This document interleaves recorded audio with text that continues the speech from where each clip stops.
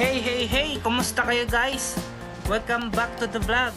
Today, super exciting yung pupuntahan natin kasi we're going on a wild adventure. Alam niyo bang may pandas dito sa Macau? At ang pinaka-the best, libre lang pumasok. Yes! Free!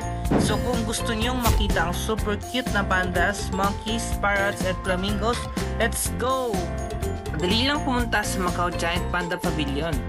Pwede kang mag-taxi o mag-bus papuntang Shock Paivan Park sa Kuluan. Mga 20 to 30 minutes lang from the city. And promise, worth it ang trip. Andito na tayo.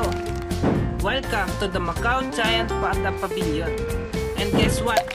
Walang bayad. Free entrance. So walang dahilan para hindi nyo bisitahin to.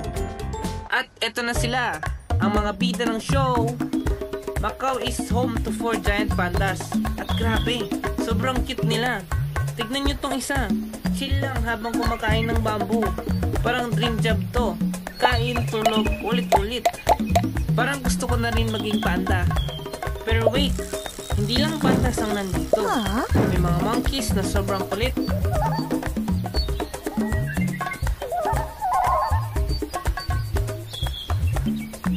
Lemurs na nasa Madagascar movie. I like to move it. I like to move it. I like to move it.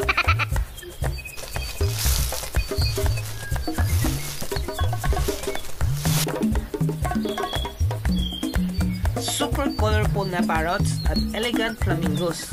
Para siyang miniso dito sa Macau. So ayun guys, that's wrap sa adventure natin today. The Macau Giant Panda Pavilion is a must-visit. Libre, fun at super cute na mga animals. Next time na nasa Macau kayo, make sure na isama to sa travel list nyo. Kung nag-enjoy kayo, don't forget to like, subscribe at comment kung anong favorite animal nyo. Kita-kits ulit sa next adventure. Bye!